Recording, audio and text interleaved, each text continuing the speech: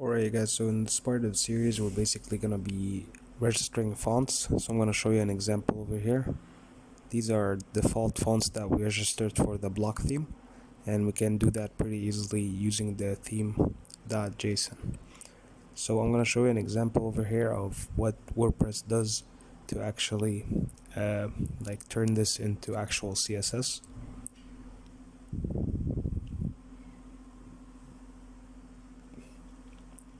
So here's an example of the theme.json, now how you can register it. You have over here another example of how you can register regular fonts, and basically you can register other fonts where I'm going to show you that, but let me start with the regular fonts. Right, so we're just gonna start with the fluid to true, which is gonna make the text basically responsive.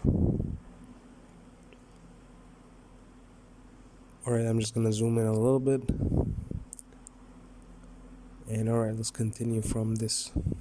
Alright, so we're basically gonna add in some font families. Basically these are gonna be for the standard fonts. So as you can see over here, I got the example from the document. You can just add in the name like primary, for example, and add in a slug, which is also going to be for primary.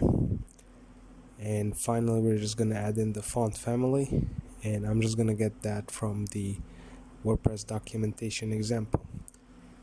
We can also add in another object, so just make sure to add a comma after the curly braces and just copy and make another object. Let's call this secondary, for example, again just like the example on WordPress, and the slug as well to secondary. And we're just gonna change the font family. Alright, so right now we're gonna also add in like a custom font, but first let's go and get the font, and we just need to add this to basically the theme.json, and the folder is gonna be assets, and then another folder is gonna be fonts. And let's go and get that font that we like. Alright, so for example, you want to download like a font from Google Fonts, and as you can see I showed you where you can put the file and how you can register that. So we're just gonna go to Google Fonts, browse whatever font you like. I like the Rubik font in the video, so I'm just gonna select that, download the font, and it's gonna be a TTF file.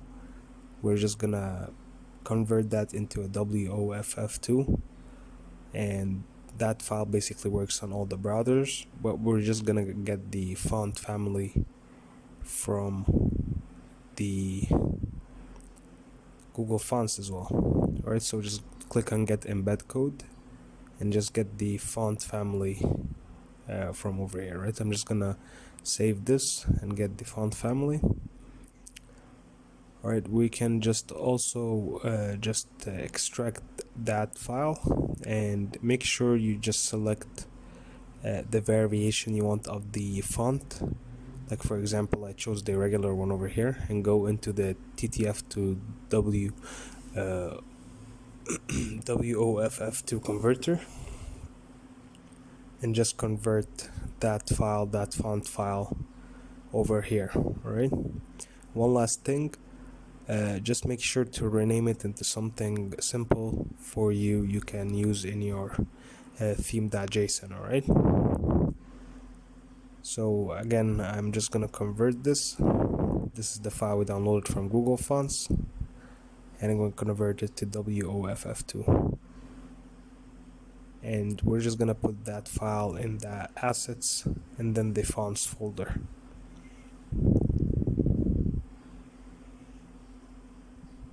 So we're just gonna go to the downloads and put the converted file into the asset, and then fonts. And again, like I said, just rename it into something simple. Make sure to register that file, and make sure to register the font family 2 times.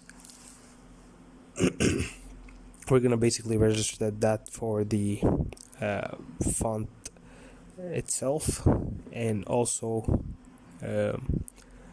just to display it on the other end, we have to display it 2 times. All right, I'm gonna explain to you why. Right, so we're just gonna open up another object, so 2 curly braces, and again we can just add in the name slug and the font family. We're gonna get the name of the font we used today, which is gonna be Rubik, and again the slug, which is basically the same thing but in lowercase, and then the font family, and make sure to get that one from Google Fonts. This is basically the only code you can get, and just remove the quotation marks. Alright, we're gonna also open up another property over here that's gonna be called font face, and inside that actually we're gonna add in the source and the other font properties. So I'm just gonna continue over here, so font face, and again like I said, make sure to add in the font family over here inside the font face properties, and that's gonna be an array, and just open up a new object for your font. I'm just gonna copy the example over here. I'm just gonna change the source, so make sure just add in your file name,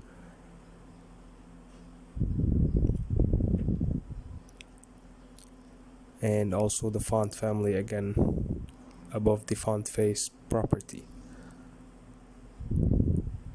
Alright, so just make sure to save everything and double check everything, also your source, and let's go into the top right, which is gonna basically show us the styles for the page.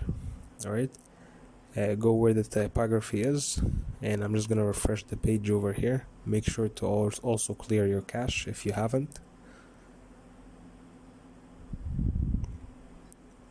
and then it's just gonna load the font and everything. Alright, so again on the top right, and just typography, select text for example, and just make sure the font is over here and it's changing.